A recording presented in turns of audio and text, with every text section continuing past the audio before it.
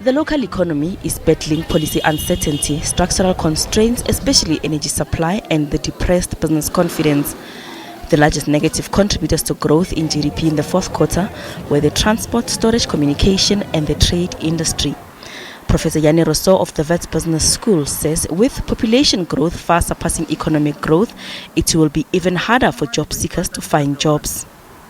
Growth of 0.2% and high population growth, it follows automatically that the unemployment problem in South Africa will continue to grow.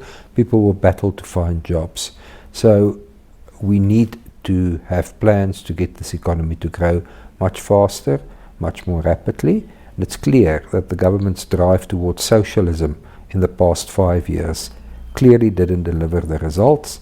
It's necessary to move back to more market-oriented policies that will restore confidence and will get investment growing. There are fears that the local economy will further take a knock on the back of the effects of the coronavirus outbreak affecting trade. The impact is going to be very huge. In terms of our projection for 2020, we projected the growth of 0.9% for our economy.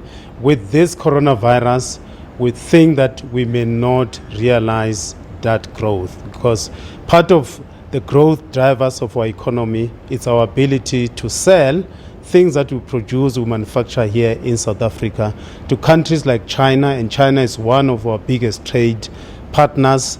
With the disruptions of the value chain in China, we are worried that some of the things that we export to China are not going to be sold in China.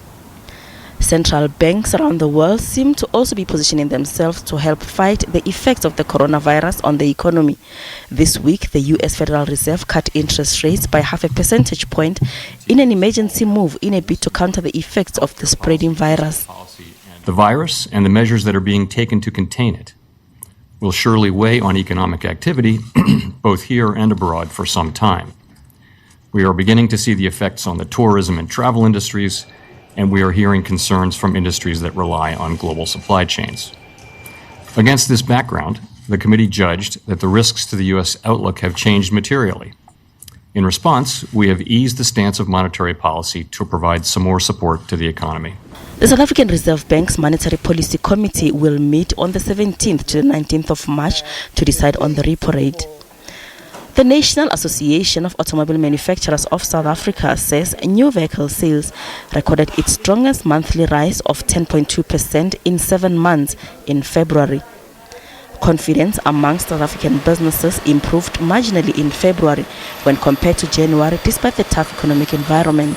The SABC Business Confidence Index edged up slightly by 0.5 index points to 92.7 index points. The levels of goods and services that South Africa imports declined significantly in the fourth quarter of last year. The Reserve Bank says the current account deficit narrowed further to 1.3% of GDP in the quarter from 3.7% in the third quarter.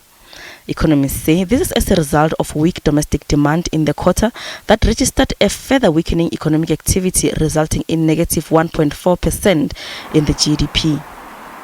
Next week, Stats SA will release the mining and manufacturing production figures for January. Zora Sefako Mosi, SABC News, Johannesburg.